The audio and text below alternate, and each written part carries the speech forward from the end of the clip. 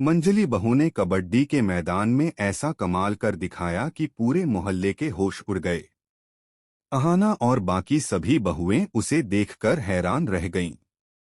जी हां दोस्तों, दंगल टीवी के मोस्ट पॉपुलर शो बड़े घर की छोटी बहू के आने वाले एपिसोड में आप सभी को देखने को मिलेगा एक ऐसा ट्विस्ट जो कहानी का रुख पूरी तरह बदल देगा। मोहल्ले की गलियों में आज का दिन किसी त्योहार से कम नहीं था। सूरज की किरणें पुरानी ईंटों पर पड़ रही थीं, हवा में बच्चों की हंसी और चाय की खुशबू घुली थी। लेकिन इस शांति के पीछे थी एक बड़ी हलचल। काशी से दुर्गा देवी के लौटने की खबर ने सबको बेचैन कर दिया था। उधर अहाना ने अपनी बहनों मीता, मंजली, पारू और चारू को एकजुट कर लिया था। उसका मकसद सिर्फ खेल नहीं, एक आंदोलन था। उसने तय किया कि अब औरतें सिर्फ घर की दीवारों में नहीं, मैदान में भी अपनी ताकत दिखाएंगी। सबसे पहले साइकिलिंग प्रतियोगिता हुई। मीता, जो कभी घर से बाहर निकलने में हिचकिचाती थी, आज सबके सामने साइकिल पर उतरी। चाची जी की आंखों में गुस्सा था, पर मीता की आंखों में सिर्फ आत्मविश्वास। भीड़ में टुकुन, उसका पति, गर्व से ताली बजा रहा था। मीता ने धूप और थकान को पीछे छोड़ते हुए फिनिश लाइन पार की और जीत हासिल की। पूरा मैदान तालियों से गूंज उठा। अब बारी थी कबड्डी की, और मैदान में उतरी मंजली बहू। शांत, साधारण, लेकिन भीतर से ज्वालामुखी। अहाना ने कहा था, आज सब जानेंगे तुम्हारी ताकत क्या है। रेफरी के सीटी बजाते ही मंजली ने पहला रेड लिया और पूरा मैदान थम गया। उसकी कबड्डी कबड्डी की आवाज शेर की दहाड़ जैसी थी। विरोधी एक एक कर गिरते गए और मंजली विजेता बनकर निकली। भीड़ झूम उठी, लेकिन पोल्टू के चेहरे पर गुस्सा था। उसे लगा उसकी इज्जत मिट्टी में मिल गई है।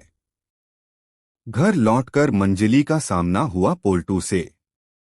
उसकी आंखों में आग थी, पर मंजली अब डरने वाली नहीं थी।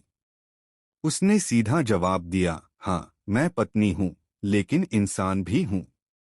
पोल्टू ने तलाक की धमकी दी, पर मंजली की आंखों में अब आंसू नहीं, हिम्मत थी। उसी वक्त अहाना बाहर खड़ी सोच रही थी, यह तो बस शुरुआत है। पारो के घर में भी बवाल मच गया। सास ने उसे फटकार लगाई और घर से निकालने की धमकी दी, लेकिन पारो ने सिर उठाकर कहा, अगर अपनी ताकत दिखाना गुनाह है, तो मैं यह सजा मंजूर करती हूँ। चारू की आवाज मोहल्ले में गूंजने लगी, उसका गाना अब सबकी प्रेरणा था। इधर अर्जुन, जो अहाना को कभी घर से निकाल चुका था, अब पछतावे में डूबा था। वह गली के मोड़ पर उससे मिला और बोला, मैं गलत था, वापस आ जाओ। अहाना मुस्कुराई, अब देर हो गई अर्जुन। मैंने अपनी राह चुन ली है। मोहल्ले में अब नई हवा थी, बहुएं अब डरती नहीं थीं। मीता को नई साइकिल मिली, मंजली ने कबड्डी टीम बना ली, पारो ने अपने पैरों पर खड़ा होना सीख लिया और चारू के गाने अब हर गली में गूंज रहे थे। तभी स्टेशन पर दुर्गा देवी की ट्रेन आ गई।